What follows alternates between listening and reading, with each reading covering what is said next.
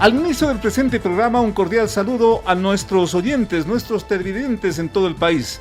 Muchísimas gracias por acompañarnos en esta entrega semanal, periódica de información y de opinión.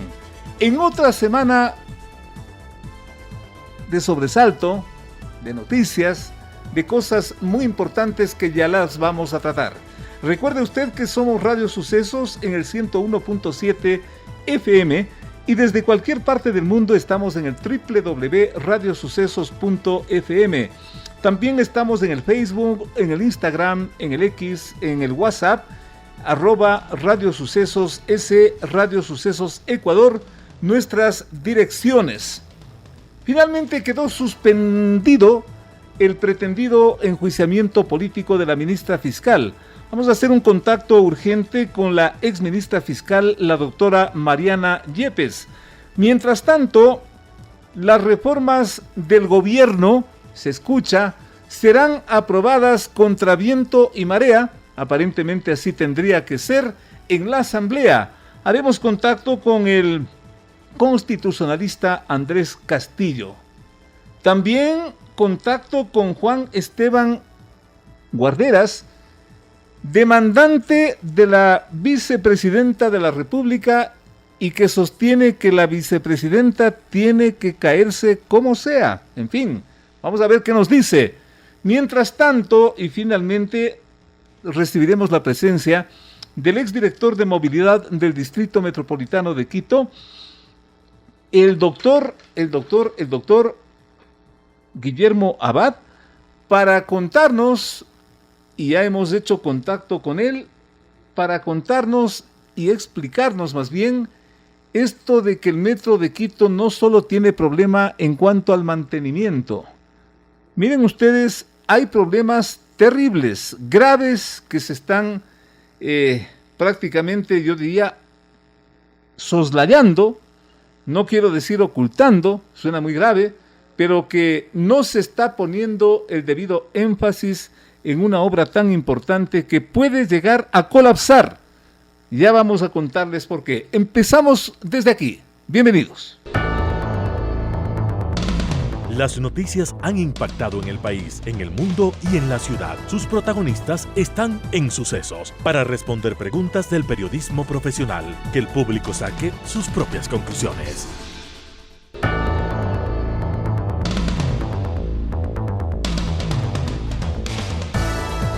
El bullado incidente en la Comisión de Fiscalización de la Asamblea, donde se intentó provocar un debate entre la ministra fiscal Diana Salazar y el ex asambleísta prófugo Ronnie Aliaga, es otro de los graves episodios que demuestran la crisis institucional que agobia a este país. La mayoría de medios de comunicación y portales informativos reprodujeron ese episodio así. Yo he concurrido acá para responder por 3 puntos. Estamos discutiendo temas relativos con meterle la mano a la justicia y, por lo que puedo entender, si se trata del mismo ciudadano, un prófugo de la justicia que se encuentra investigado, procesado y actualmente sobre quien pesa una orden de prisión preventiva en el caso Metástasis, caso por el cual no he sido llamada a comparecer, me va a disculpar, he respondido a las preguntas, pero si ustedes dan paso a esto, yo me voy a retirar, porque no voy a ser objeto, ni me voy a prestar para el show que quieren hacer los políticos sobre los casos.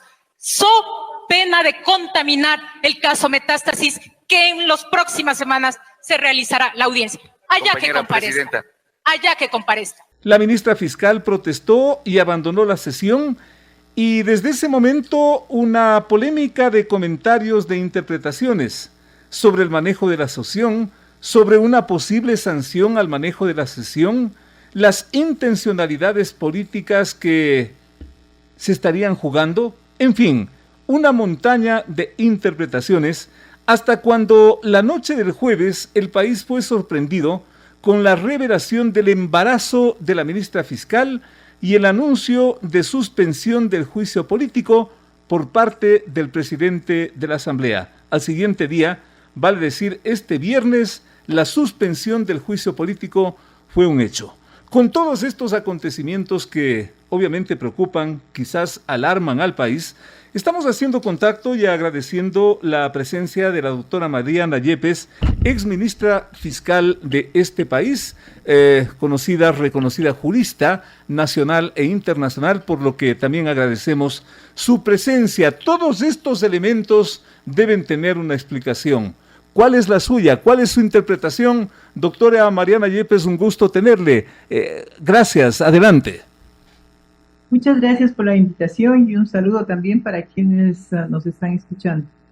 Bueno, la lectura que tenemos inicialmente es que hay una influencia política en las actuaciones de la Fiscalía. Y si no hay la influencia política, existe el afán de introducirse en las actividades jurisdiccionales que no pueden ser revisadas a nivel político, sino solamente por los jueces. Eso le correspondería al respecto de la ministra fiscal general, de la fiscal general del Estado ecuatoriano, le correspondería revisar las actuaciones a los jueces de la Corte Nacional, pero no es sujeta a una revisión política. Si bien es verdad que una de las autoridades que está sometida al juicio político, al control político, es la titular de la Fiscalía General, es obvio que existen causales para eso y no para revisar sus actuaciones investigativas. Si hubiera alguna omisión grave, fuera contrario a la ley, un exceso de funciones, unas graves omisiones, eso es lo que podría revisarse. La Comisión de Investigaciones de la Asamblea, la Comisión de Fiscalización, pues tiene un quehacer sumamente importante, precisamente establecer las bases para un juicio político si es que había lugar. Pero por esa razón tiene que actuar con seriedad y no buscar un show como el que trató de hacerlo el día lunes, me parece, ¿no?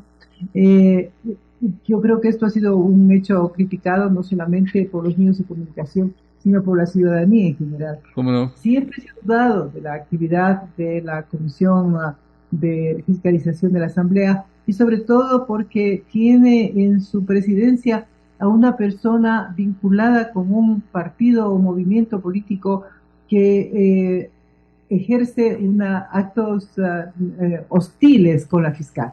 Entonces no tiene la debida independencia, porque aunque sea político debe actuar con independencia y dentro de los márgenes del debido proceso y de la constitucionalidad. Yo creo que ha recibido varias críticas.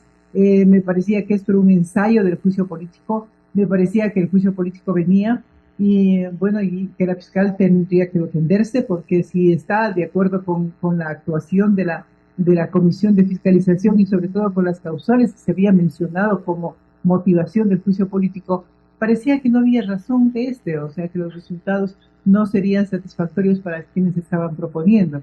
Pero como usted bien nos recuerda, ayer hubo una declaración de la fiscal que estaba esperando, ¿no? Que está con un embarazo embarazada, riesgoso, ¿no? Entonces, sí, ante eso es obvio que se ha dado la suspensión. Sobre esa parte, doctora Mariana Yepes, es importante su comentario, porque yo le he escuchado varias veces ese audio, esa manifestación de la ministra fiscal, y ella en ninguna parte pide la postergación del juicio político. Lo que ella expone al país es su situación delicada de salud, y los que finalmente interpretan y terminan postergando la interpelación son, digamos, los asambleístas, es el escenario político. ¿Cómo entender esta parte, doctora? Tenga la bondad. Bueno, si es que ella no ha solicitado, pero en todo caso ha puesto de manifiesto que es un embarazo riesgoso. Y al ser un embarazo riesgoso, siempre estaría en peligro de la feliz culminación de ese embarazo ante las presiones políticas, el maltrato que podría recibir en la Asamblea y la tensión que le ocasionaría estar pendiente de un acto de esa naturaleza. Vale. Ahora, desde luego que un embarazo riesgoso también sería grave para las actuaciones que ella debe desempeñar. Ella recibirá muchas presiones de carácter judicial, digamos, ¿no? Y aquella también esa respuesta de la delincuencia que que ha permitido que ella sufra amenazas, ¿no? Porque ese es otro, digamos, ese sería otro efecto, ¿no? Ese sería otro efecto que a consecuencia del estado de salud de la ministra fiscal tenga que excusarse y toda este destape de la corrupción en el país prácticamente quede en nada.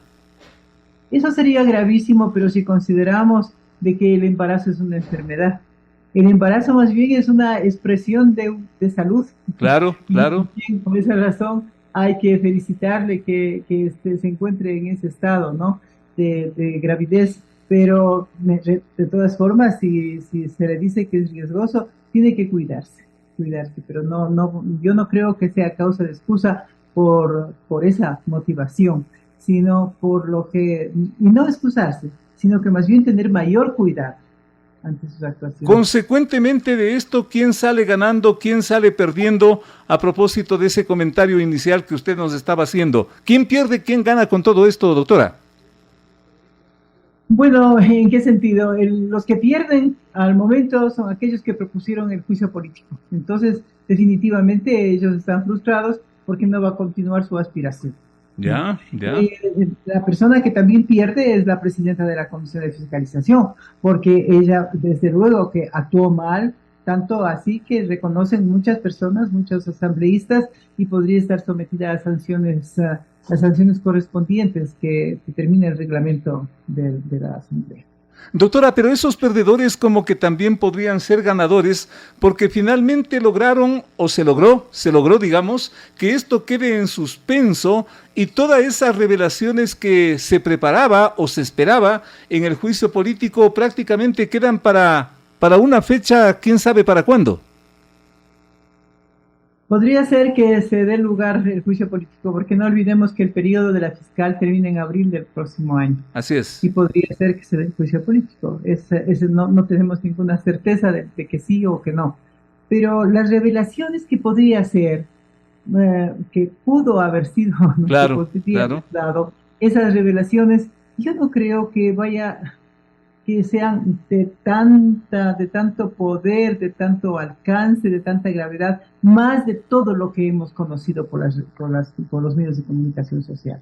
El momento que se ha publicitado, cómo han sido las investigaciones, qué elementos ha recuperado para iniciar un proceso penal, yo creo que son gravísimos, y lo que nos demuestra es que no solamente hay un incremento de la delincuencia organizada, un incremento del narcotráfico, sino que el narcotráfico y la delincuencia organizada también están manchando a la política, ¿no? Y no solamente a la política, también a ciertas instituciones, infelizmente a la función judicial, porque jueces que se encuentran involucrados, comprometidos con los delincuentes, y también a abogados que en lugar de defender el derecho y la justicia se han dedicado a corromper a los jueces para poder alcanzar los objetivos. Y unos objetivos íntimamente ligados a personas conocidas como delincuentes en hechos tan graves como es el tráfico de drogas.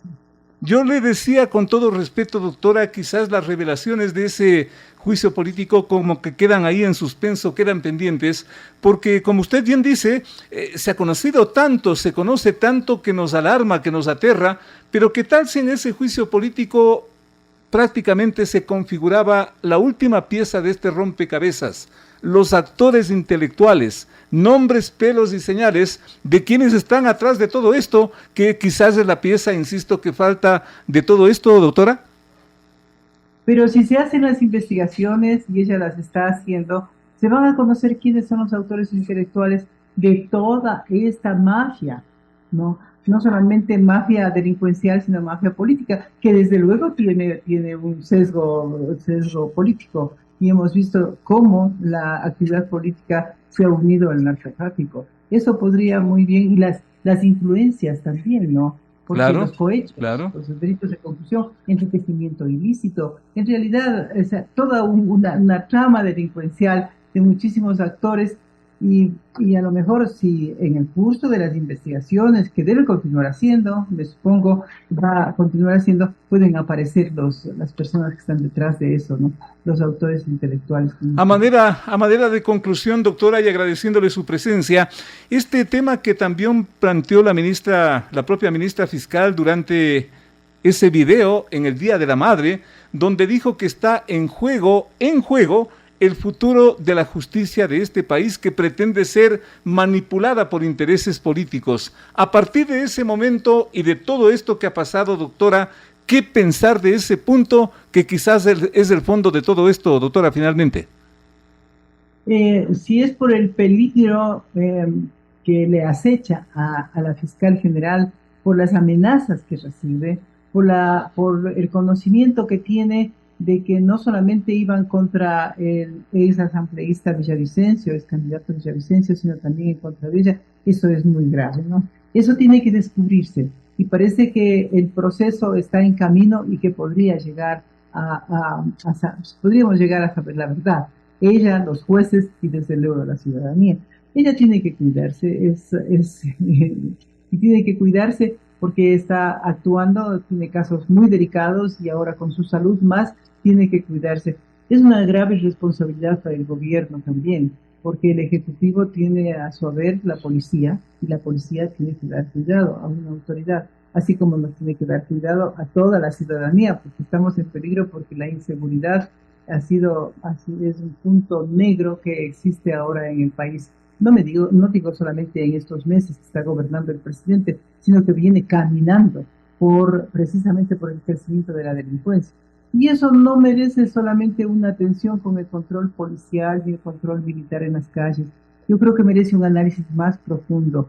El presidente ha presentado ya las reformas a las leyes que deben ser modificadas de acuerdo con la consulta, con los resultados favorables de la consulta. Y el incremento de las penas me parece a mí que no es una solución.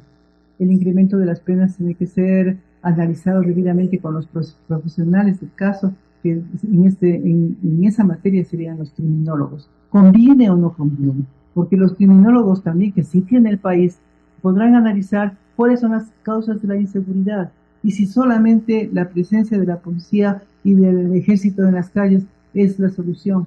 Tenemos otras causas. Para el incremento de la delincuencia hay varias causas y que deben ser asumidas con responsabilidad por todos los estamentos, no solo por el Ejecutivo. Gracias por hablarle así a esta hora, una hora nuevamente difícil al país, doctora Mariana Yepes. Gracias también por su serenidad, por su conocimiento, yo diría por su sabiduría con todo lo que nos acaba de decir. Hasta una próxima oportunidad, doctora, muy amable. Muchas gracias, no sé, a la orden, muy amable. Muchísimas gracias a la doctora Mariana Yepes, ex ministra fiscal de este país. Lo cierto es que el enjuiciamiento político a la ministra fiscal Diana Salazar quedó allí, quedó prácticamente en una suerte de suspenso hasta ver qué ocurre, qué será, en cuestión de días, en cuestión de meses, quién sabe si en cuestión de años. A mí lo que me preocupa es que todo esto está manejado por la política, está manejado por intencionalidades que son y fueron tocadas, que son y fueron descubiertas, develadas, por todo este operativo, este mega operativo, que tiene nombres: Metástasis, Purga, Encuentro, encabezado por la ministra fiscal Diana Salazar. Y yo insisto, ese juicio político tenía mucha expectativa para muchos sectores por lo que allí hubiese ocurrido, por lo que allí hubiese pasado, en cuanto a revelaciones, en cuanto a precisiones. Porque si bien, como dice la doctora Mariana Yepes, ya es bastante lo que se nos ha dicho, y lo que se nos ha dicho nos aterra, falta la pieza quizás clave, o quizás última, de todo este desbarajuste, de toda esta tragedia que observa el Ecuador. Esa pieza clave es los actores intelectuales. Sí, señor, hay ciertas suposiciones. Yo creo que hay una generalizada creencia de quienes están atrás de todo esto. Pero decirlo con documentos, decirlo con una investigación, decirlo con este respaldo, es lo que aparentemente se hubiese esperado como culminación en ese juicio político. Pero de pronto surge todo lo que es de dominio público, el embarazo de la ministra, las decisiones de este Consejo Administrativo CAL, claro, es el órgano administrativo de la legislatura, pero como periodista me pregunto, ¿está el CAL en facultad para suspender ese juicio político? No sé. He tratado de averiguar, he leído disposiciones de la ley, de la propia Constitución, y en ninguna parte encuentro que el CAL está facultado a esa suspensión, pero lo hizo. Que si eso le da tranquilidad al país, en buena hora. Pero si es que nos vamos por la parte técnica, no sé, tengo mis dudas. En todo caso, esperemos a ver qué ocurre y ojalá no sea para peor. Volvemos con más. Entrevistas importantes que tú quieres escuchar. La mejor información, la más grande opinión. Periodismo de verdad. Con Félix Narváez.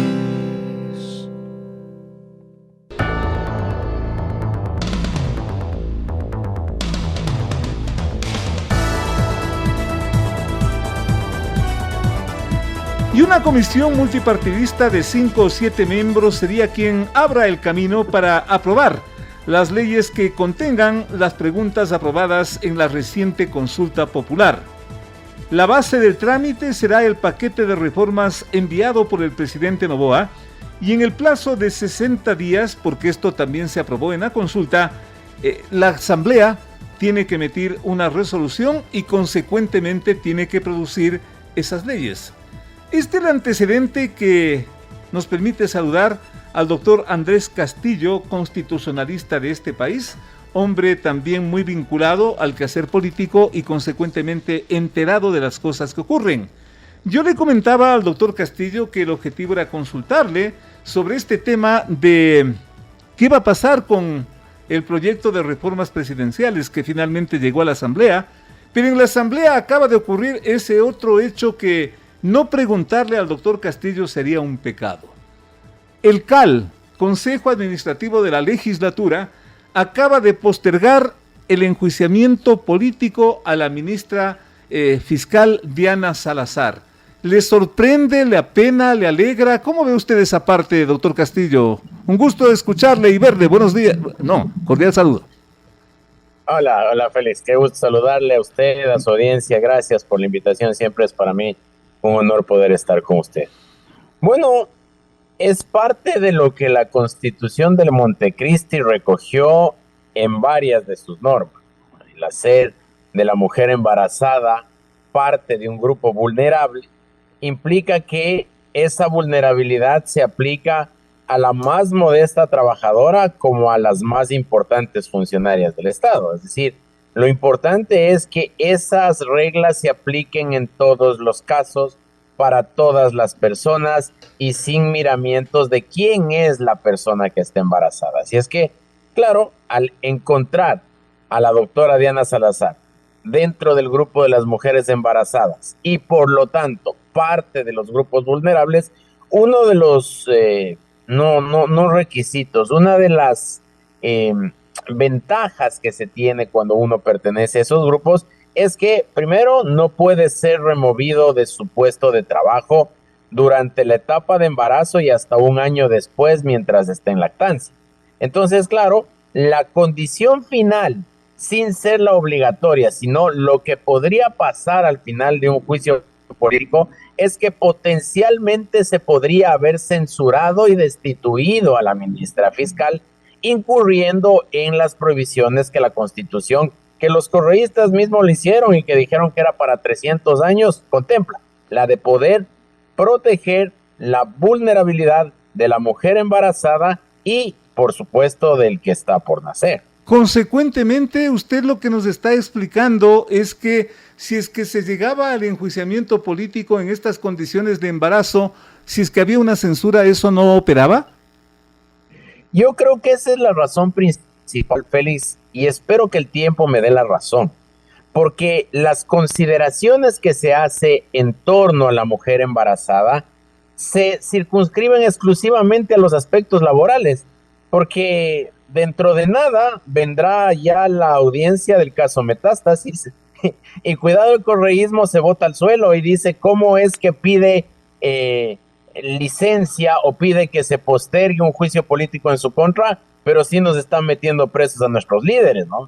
Ese será el argumento. No quisiera graduarme ni de pitoniza ni de adivino, pero eso es lo que ellos van a hacer. Desde ya hay que decirles que las ventajas de los grupos vulnerables o la discriminación positiva de los grupos vulnerables para efectos prácticos se circunscriben exclusivamente en los temas de carácter laboral. Es decir, no se puede remover de su cargo a la mujer embarazada o a la mujer en estado de lactancia. Por lo tanto, si es que uno de los objetivos o uno de los fines de los juicios políticos es justamente censurar y destituir, por la condición de la señora fiscal general, eso resultaría imposible y mucho me temo que se quedaron con los churos hechos, Félix, porque si es que vamos sumando los tiempos, los 9 meses de embarazo, suponiendo que le queden 6 más, está hablando del mes de diciembre, y después un año más de lactancia, estaríamos hablando de diciembre del 2025, y la señora fiscal concluye sus funciones en abril. Así es que se vayan nomás olvidando de ese sueño de sacarle a la fiscal de la Fiscalía General del Estado. Felipe. Pero también se podría pensar que esto le favorece al correísmo, que de alguna forma se libró lo que pudo haber sido las revelaciones en el juicio político a la ministra fiscal. Es que, de acuerdo a lo que pasó en estos días en la Comisión de Fiscalización con ese malhadada intentona de careo entre el señor Aliaga y la señora fiscal, ha quedado evidenciado que la fiscal general de la Nación es una persona que entiende la naturaleza de los procesos penales. Y los procesos penales tienen, sí, por un lado la característica de la reserva, pero por el otro lado la característica de la oportunidad y de la carga de la prueba a nombre de la fiscalía como titular de la vindicta pública. Entonces, si es que la fiscal tiene casos que están judicializando, le está prohibido el poder ventilar en otro escenario lo que se está ventilando en los juzgados.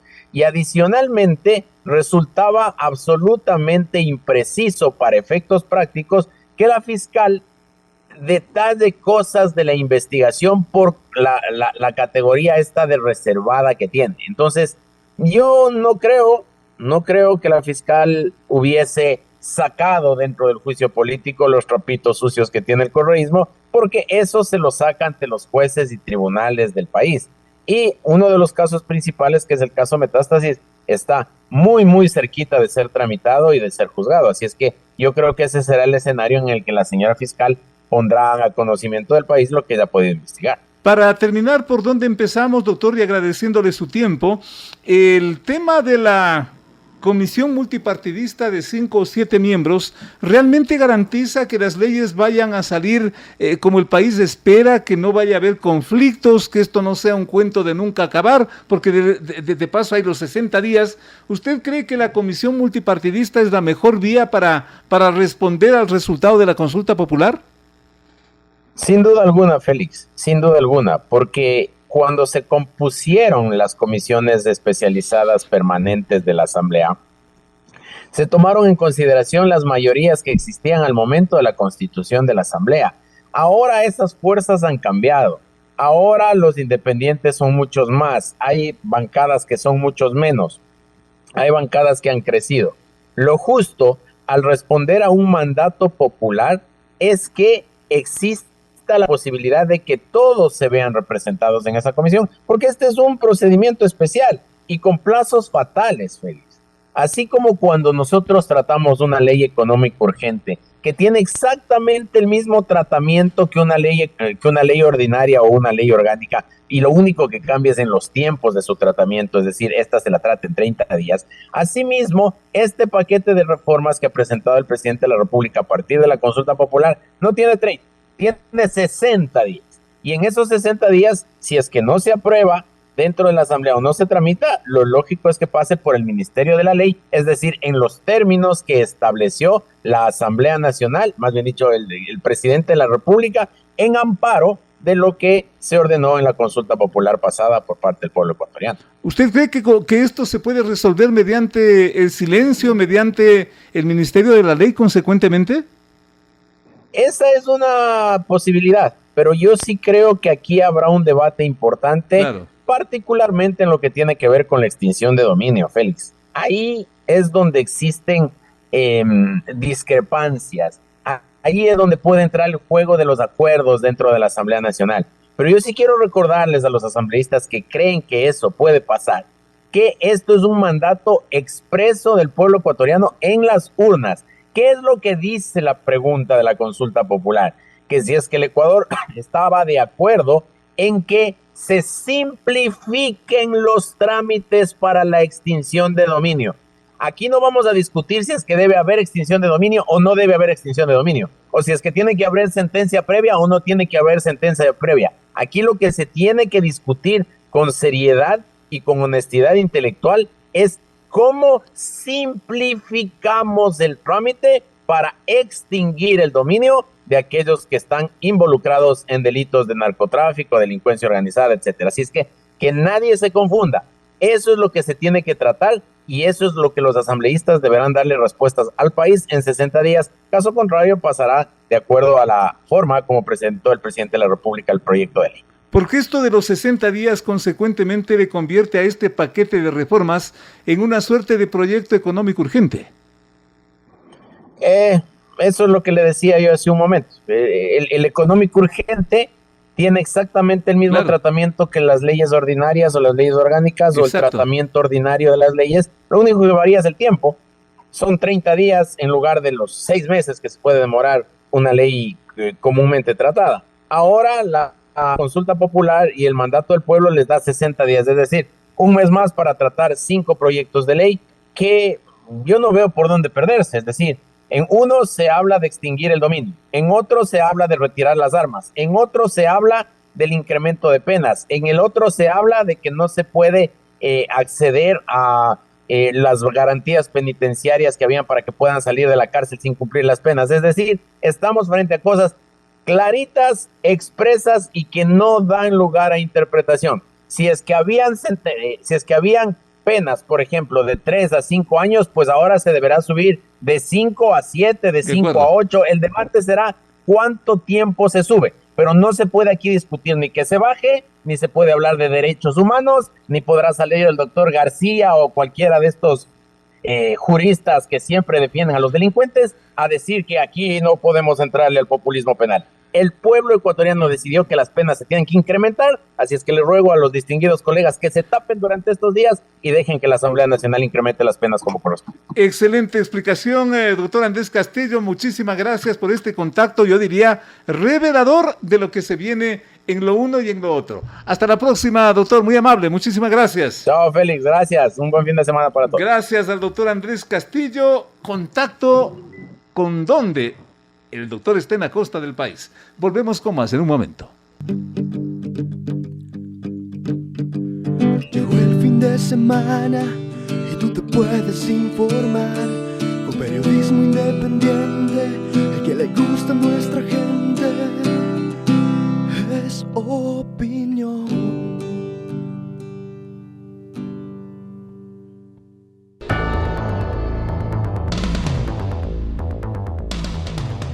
El abogado Juan Esteban Guarderas ha ratificado que demandará electoralmente a la vicepresidenta Verónica Abad por la infracción de hacer campaña electoral anticipada en las elecciones 2023 cuando fue candidata a la alcaldía de Cuenca.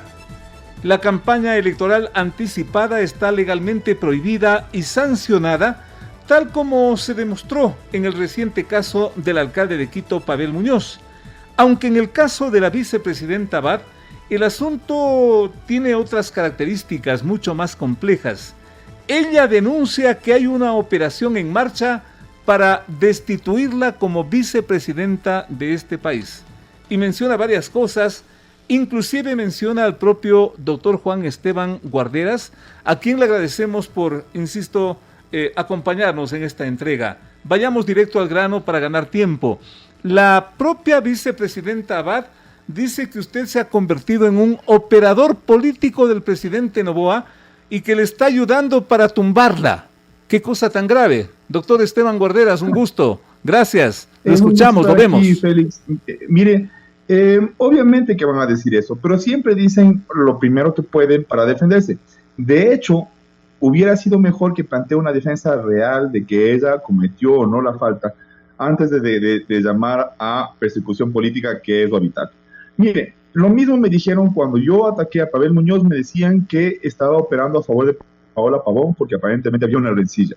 Cuando ataqué al alcalde de La Maná, me decían que yo estaba operando a favor de los otros contendientes a la alcaldía de La Maná. Siempre van a ver eso. Ahora, yo estoy consciente, Félix, de que hay ese contexto. Por supuesto, pero ahí esta semana ocurrieron dos cosas importantes, Félix. Primero, yo voy un año trabajando este caso, porque hasta ahorita estoy ganando todo. He ganado todo. Y para ganar todo, hay que ser muy meticuloso. Entonces yo me demoro tiempo. Voy más de un año trabajando justamente en este caso.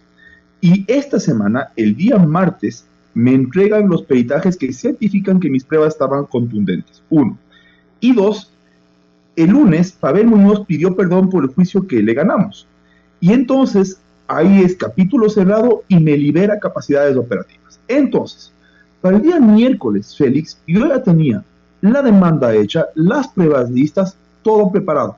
Entonces, ¿qué quiere la gente o qué espera la señora vicepresidenta? ¿Que yo me guarde la denuncia abajo del asiento, en un cajón, hasta que haya un contexto? Claro. ¿Es eso ético? Félix, usted podría funarme, destruirme, si se hubiera enterado de que yo me estuviera guardando artificialmente, en función de un contexto, las denuncias. Lo siento, malas coincidencias, mal timing, no me importa un rábano, la verdad.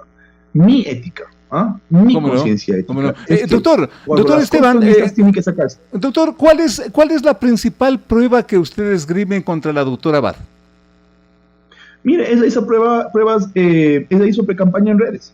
Entonces yo tuve que materializarles, notariarles, someterles a peritaje y luego hacer un examen exhaustivo. Es decir, no basta que una persona simplemente emita una opinión. O sea, hacer pre-campaña, digamos que Verónica Abad salía a hablar sobre los problemas de Cuenca, ¿vale? Y ella decía que, pues, el tranvía no funciona bien, o que hay polución, o lo que sea, o la inseguridad, lo que sea.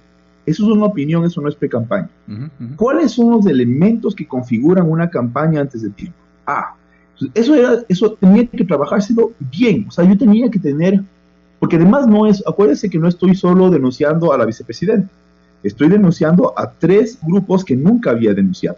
Yo nunca había enjuiciado a Pachacutic, yo nunca había enjuiciado a la Izquierda Democrática y nunca había enjuiciado a ADN. Entonces, hubo un trabajo de análisis, de peritaje informático, peritaje comunicacional, que lo trabajamos, y cuando estuvo listo yo me tuve que salir. O sea, tuve que salir con eso a la luz. Mal timing, no me importa, Félix. Lo que no voy a hacer es guardarme una denuncia. Y con esto termino. Mira, no? Félix, si es que yo me pongo a analizar a quién beneficio o perjudico con mis denuncias, se abre una caja de Pandora en donde nunca voy a poder denunciar nada, pues, porque siempre voy a perjudicar a alguien y beneficiar a otra persona. Ahora, resulta que ahora es el presidente y la vicepresidenta. Bueno, pues qué pena, maestro. O sea, ¿de qué manera quiere eso decir que yo estoy operando a favor del presidente? De la misma manera que tampoco he operado a favor de Paola Pavón.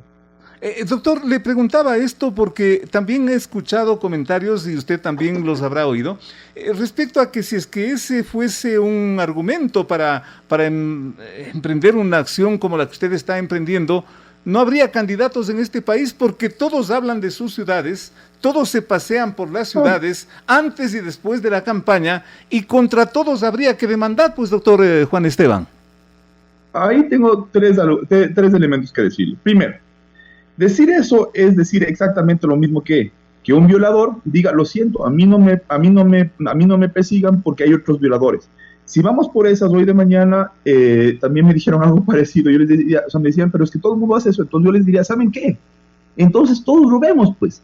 Miren, todos los ecuatorianos robemos, y si todos robamos ya no va a ser perseguido. No digan, o sea, es que así no funciona la ley. 1. 2, quiero que tu público entienda por qué la precampaña es importante. Mira, en todo el mundo los tiempos de campaña son muy estrictos. ¿Por qué? Porque no todos los grupos políticos tienen igual cantidad de plata.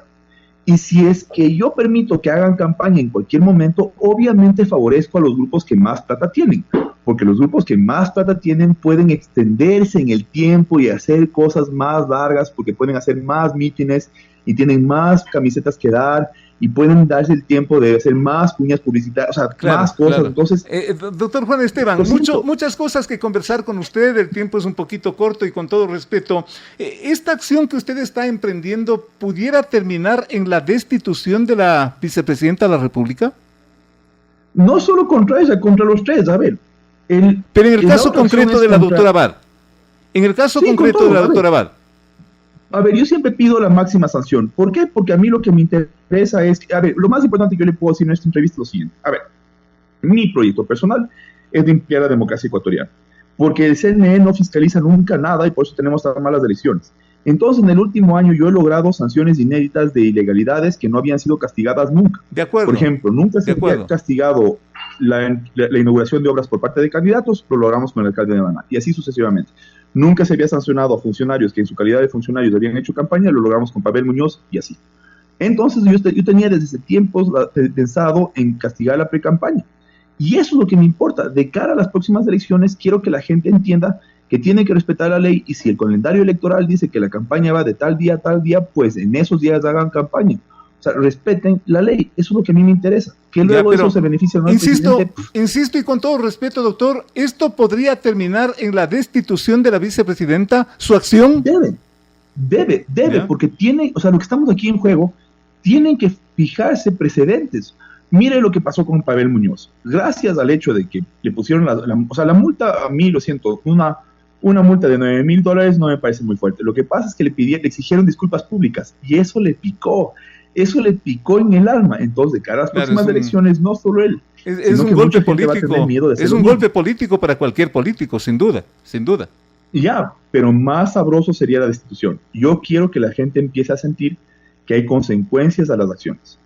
Doctor Juan Esteban, agradecerle por estas aclaraciones. Son tantas cosas las que se están comentando. Usted que se ha convertido en especialista de perseguir a los infractores electorales. Doctor, hasta la próxima. Muy amable, muy gentil.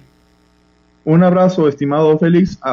En este espacio te ratifico mi admiración, ¿no? Igual, doctor. Muchísimas gracias al doctor Juan Esteban Guarderas, demandante de la vicepresidenta Verónica Abad. Y esas palabras finales nos aclaran las dudas que, al menos como periodista, yo sí tenía y que también escucho en algunos escenarios. Él dice, textual, esto debe terminar en la destitución de la señora Abad. Volvemos con más. De 8 a 9, con el periodista Félix Narváez, otro aporte de Radio Sucesos a la opinión libre y enterada del oyente.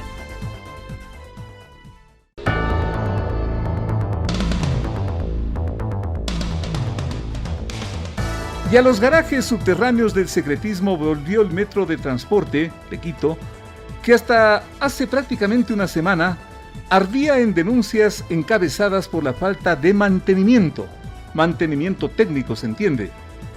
El exalcalde Mauricio Roda rompió su largo silencio para recordar que en su gestión se construyó la obra y dejó una hoja de ruta para el funcionamiento, pero que por lo visto, destacó, nunca se aplicó, nunca se lo hizo. Mientras el actual alcalde de la capital insistió que lo inaudito es que los otros, los del pasado, no dio nombres, pero los otros alcaldes no contrataron el mantenimiento.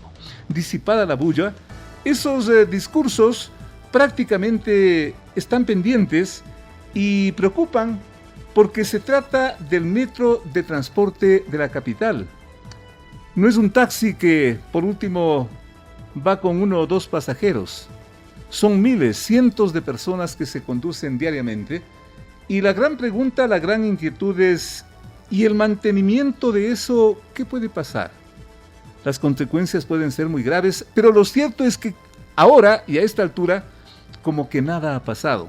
Y por eso justamente nos honra con su presencia el doctor Guillermo Abad, técnico en materia de movilidad, es alta autoridad del Distrito Metropolitano justamente en materia de movilidad y por lo tanto una persona enterada, conocedora del tema. ¿Qué puede pasar con un metro de la capital sin mantenimiento? Esto como que ocurrió hace años o hace días, pero ocurrió hace solo una semana y como que no hay una respuesta clara. Doctor Abad, un gusto tenerle por acá. Un cordial saludo. Gracias. Para mí también un enorme gusto poder Muy compartir amable con usted, Félix. Mire, si cualquier elemento, cualquier sistema de transporte, cualquier aparato tecnológico no tiene mantenimiento, pues está destinado a que se deteriore de manera rápida. Desde una cafetera hasta un carro. Por supuesto. O hasta un cohete. Exactamente. Todo equipo que está sujeto a un trabajo continuo va a tener una fatiga de sus materiales y consecuentemente el proceso para que se deteriore va a ser mucho más rápido. ¿Y si es que no ocurre eso con ese aparato?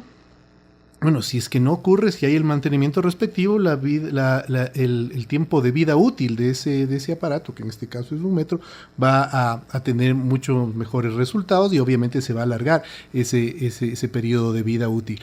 Pero también se pueden perder garantías. Usted cuando va a comprar un vehículo y el fabricante le va a decir, tienes que contratarme el mantenimiento o hacerme el mantenimiento en nuestra casa para poderle garantizar los beneficios que te da la marca como las garantías por un año, la garantía por ciertos kilómetros recorridos, pero si no lo haces o haces en otro taller que no sea autorizado, pues simplemente pierdes la garantía. El antecedente está clarísimo, doctor, pero vayamos quizás y con todo respeto a las partes puntuales de toda esta situación.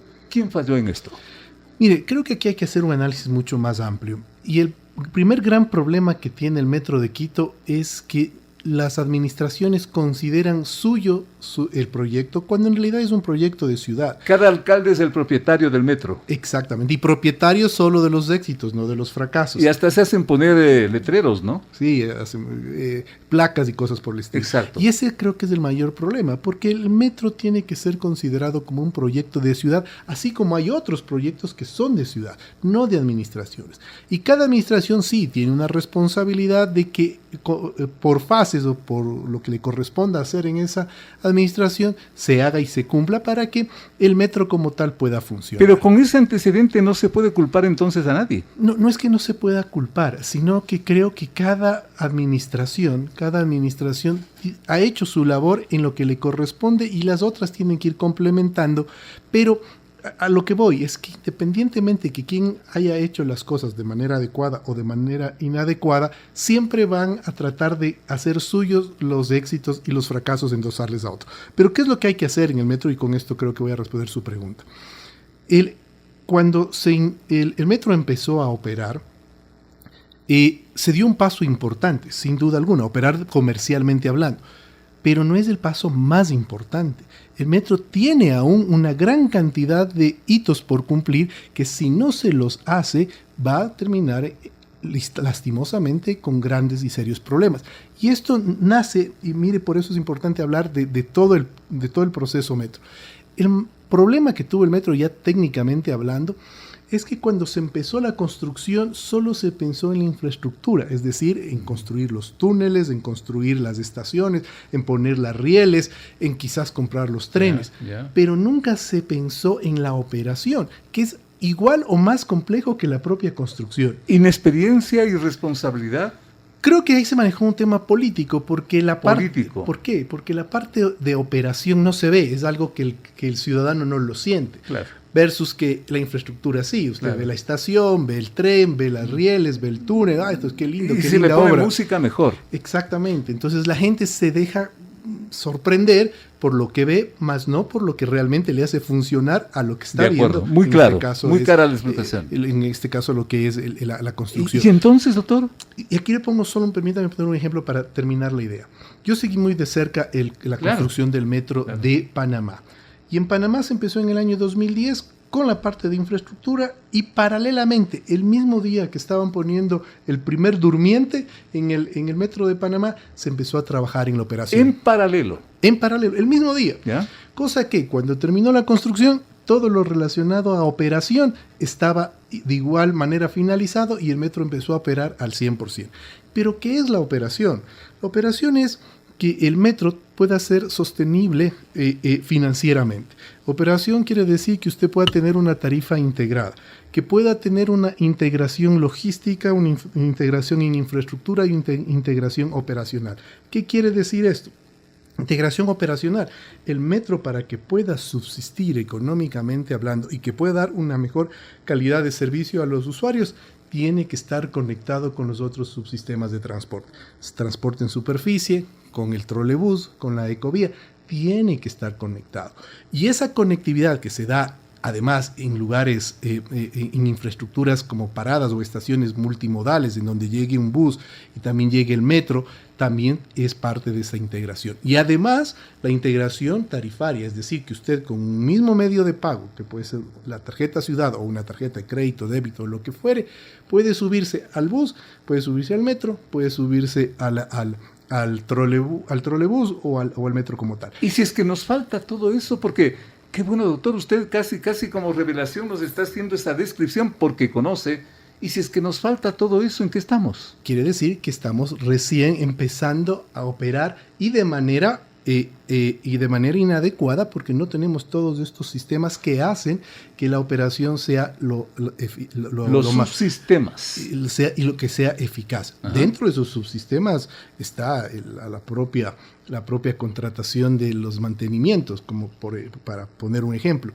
Pero mire que todo esto que se acaba de mencionar estaba ya descrito y enmarcado en una ordenanza, es decir, la ordenanza ya nos daba la cronología de cómo ir implementando esta operación a través de fases. Razón tenía consecuentemente o tiene el exalcalde Rodas cuando dice yo hice la obra, o en mi administración se hizo la obra, y quedó una hoja de ruta y eso no se ha cumplido. ¿Razón tiene eso o está equivocado? Yo creo que está equivocado. ¿Por qué? Porque en la hoja de ruta no contempla el haber iniciado la construcción con la operación. Porque ahí valdría ser la pregunta, bueno, usted construyó la infraestructura, ¿y qué se hizo en temas de operación? ¿No? Entonces, no es un tanto decir lo hizo o no lo hizo, porque ahí es cuando el proyecto se empieza a parcelar y no le hace bien a la ciudad. Creo que si vamos a los orígenes del problema, desde el mismo momento cuando se empezó a construir, se debió pensar ya en el sistema de recaudo, en la integración del sistema de transporte público de la ciudad, y esas cosas no se empezaron a hacer.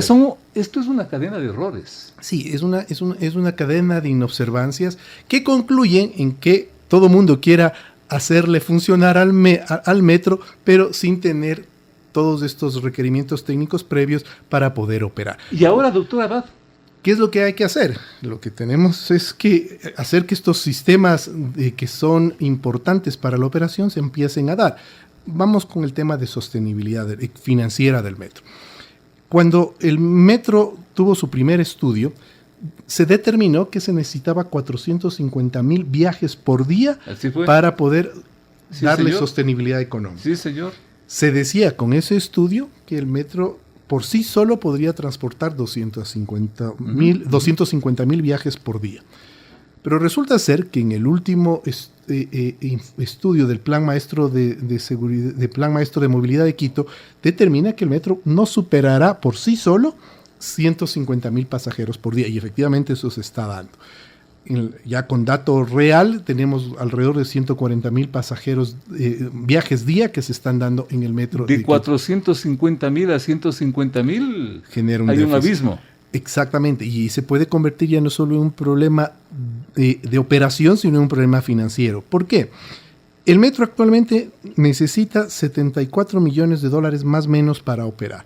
52 millones de dólares cuesta la operación, 7 millones de dólares cuesta el mantenimiento de la empresa como tal, 14 millones de dólares en seguros, y aún faltan los sistemas de mantenimiento. 74 millones para operar. Al año. ¿Ya? Eso es lo que necesita el metro. Y con los 140,000 pasajeros que está llevando promedio el metro a 45 centavos al año, vamos a tener 22 millones de dólares. Uh-huh. Ahí ya tenemos un gran déficit. Déficit de 50 millones. Sí, un poquito más inclusive. Entonces, qué terrible. Esto de aquí para la ciudad es insostenible, económicamente hablando. Y si es que no se toman los correctivos, esta bola de nieve va a empezar a crecer, este enano va a crecer rápido y el problema se va a hacer mucho más agudo, financieramente hablando. Pero si es que suben el precio del del pasaje, eso no es políticamente conveniente y entramos en el problema de siempre. No solo que no es políticamente conveniente, sino que la gente no se va a subir. Ya se hizo un estudio para determinar la tarifa del metro y claro, muchas personas me han dicho, oye, pero 45 centavos es muy bajo, ponle $1. A $1 no se te sube nadie. ¿Por qué? Porque no hay que pensar desde la condición de uno, sino desde la condición de ciudad. Qué grave, doctor, qué grave. Y cuando se hizo un estudio, una encuesta para disposición al pago de las tarifas de transporte público, incluido el metro, cuando se le puso 75 centavos, la demanda bajó automáticamente, porque hay que pensar que para muchas familias, que son 4 o 5 personas, 75 centavos, multiplíquelo por ida y vuelta, son $1.50 y eso multiplique por el número de personas que hay en la familia y se va a dar cuenta que es un dineral para esas personas. Le quiero plantear una cosa muy importante, doctor Abad, agradeciéndole por su presencia. Qué importante es escuchar a personas como usted que saben del problema. Yo creo que ha hecho usted un diagnóstico revelador. Me quedo con los pelos de punta, doctor, porque realmente lo que usted dice es toda la realidad, la verdad. Por el tema del tiempo quisiera comprometerle para hacer un contacto la próxima semana y luego de este diagnóstico que nos diga qué hacer. Tenga la bondad, doctor, porque tenemos unos invitados que están en espera. Y simplemente agradecerle, doctor Abad, un gusto tenerle nuevamente por acá y confirmar que esto del metro de Quito es una bomba de tiempo. Sí, que sí se la puede desactivar. Sí se la puede desactivar si es que todos trabajamos pensando en que este es un proyecto de ciudad y no de una administración X, Y o Z. El metro de Quito, una bomba de tiempo que debe ser y puede ser desactivada. Me comprometo públicamente para en el próximo programa nuevamente hacer contacto con el doctor Guillermo Abad y que nos diga cómo desactivar esta bomba. Doctor, hasta la próxima, muy amable. Muchísimas gracias. Hacemos una pequeña pausa para volver con más. Qué chévere. Amigos, muchísimas gracias. Como siempre, nuestro mejor esfuerzo dedicado a ustedes para informarles y para generarles opinión sobre todo lo que acaban de escuchar, empezando por este suceso a ratos incomprensible, pero que tiene un hondo contenido político, el tema de la ministra fiscal. En fin, saquen ustedes las conclusiones, lo que acaba de ocurrir con la suspensión del enjuiciamiento político, ojalá sea para bien. Este país yo creo que ya no da para más. Son problemas a diario, uno tras otro, y lo que todos tenemos con seguridad es que no sabemos con todo esto a dónde mismo vamos. Saque como siempre sus mejores conclusiones y para la próxima semana los esperamos, Dios mediante. Hasta entonces. Las opiniones vertidas en este espacio por la producción y dirección del programa son de exclusiva responsabilidad de sus autores y de quienes intervienen en ellos. Los personajes, los hechos, las noticias, todo tratado con independencia y objetividad. Otro aporte de Radio Sucesos para que usted se forme la mejor opinión. Volveremos el próximo sábado de 8 a 9 con Félix Narváez.